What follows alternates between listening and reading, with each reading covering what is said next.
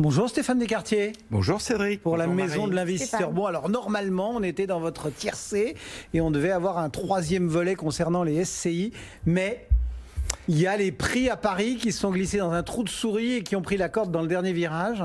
Oui, Qu'est-ce qui se passe ? Il se passe quelque chose sur les prix à Paris. Pour la première fois depuis longtemps, on enregistre une baisse, notamment le baromètre LPI Se Loger nous dit que sur le troisième trimestre 2020, les prix ont baissé de 4%. Donc c'est quand même pas rien.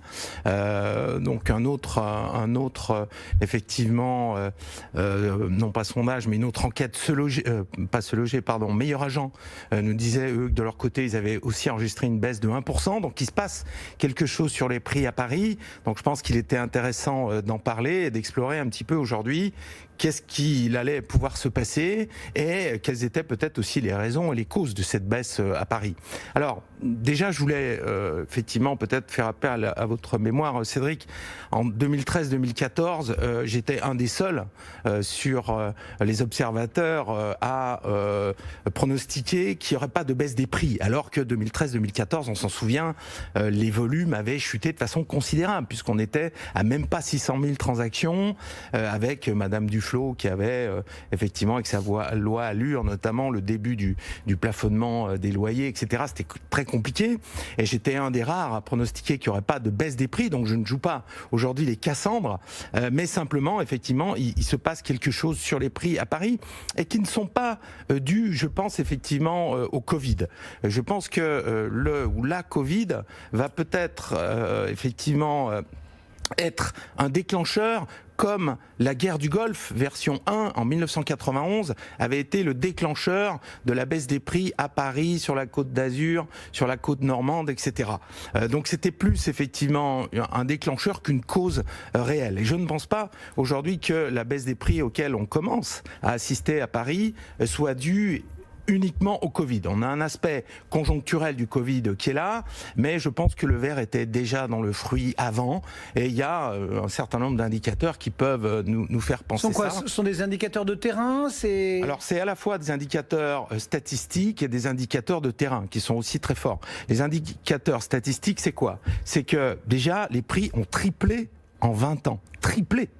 Puisque c'est la situation en 2000, avant le Covid. Voilà, triplé en 20 ans, c'est quand même extrêmement élevé. On se souvient qu'en 2000, on avait des prix, alors on était en francs, mais on avait des prix à 3 500 € du mètre. Donc quand les prix, effectivement, augmentent aussi vite, aussi fort, c'est quand même un petit peu compliqué. Mais surtout, Paris perd des habitants. Paris perd entre 10 et 12 000 habitants par an.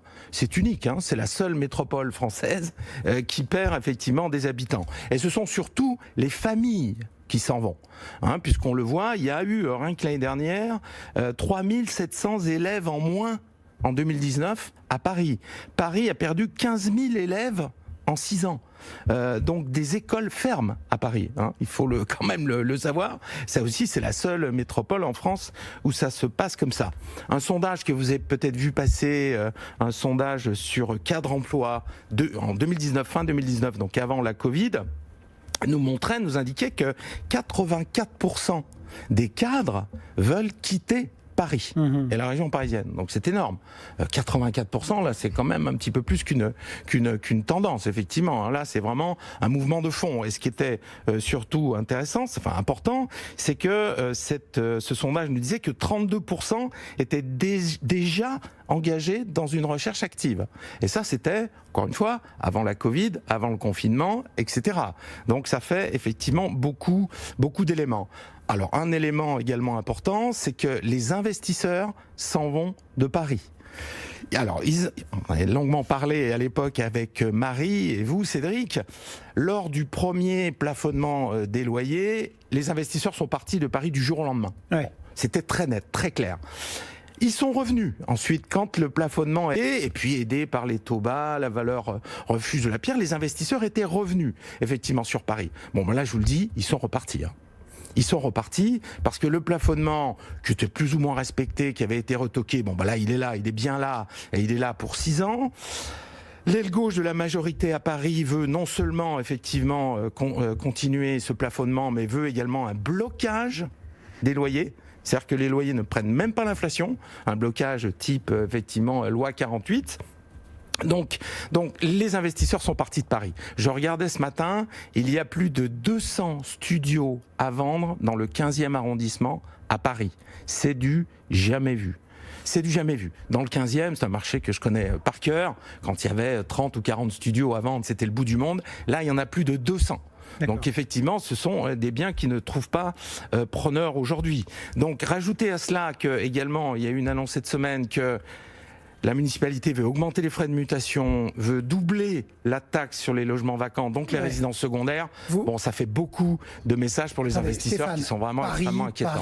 Paris, vous parlez que de Paris, c'est-à-dire qu'il n'y a que Paris en même temps, qui va... le sujet de sa chronique, c'était la baisse des prix à Paris. Donc il n'y a que Paris, mais Paris intramuros qui va souffrir ou il y a de la capillarité ou oui, dès qu'on passe le périph', on est sauf? Je pense que effectivement, ça va concerner, cette baisse des prix va concerner essentiellement Paris intramuros, parce que il faut bien que les franciliens se logent quelque part. Il faut bien que les franciliens achètent quelque part. Et il y a une différence entre Paris et le fait de passer le périph', notamment toutes les banlieues sud ou banlieue est. La banlieue ouest est presque aussi chère que Paris, mais notamment toutes les banlieues sud ou certaines banlieues ouest, type Asnières, type pour le sud, Malakoff, Vanves, etc.